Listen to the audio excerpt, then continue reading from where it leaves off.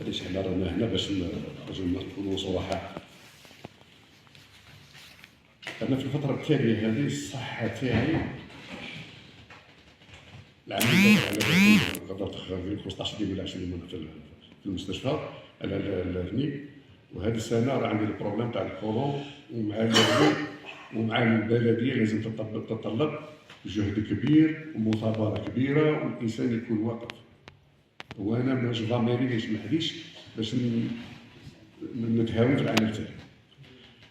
أنا كنت غادي نتخلى على المسار ماشي قضية استقالة، أنا قاعد في المجلس والمجلس القضية اللي تاع المجلس مش منسجم، المجلس المنسجم والمنضبطين والناس اللي تحضر معنا في لاسومبلي كانوا يشوفوا ما كان حنا حتى إشكال.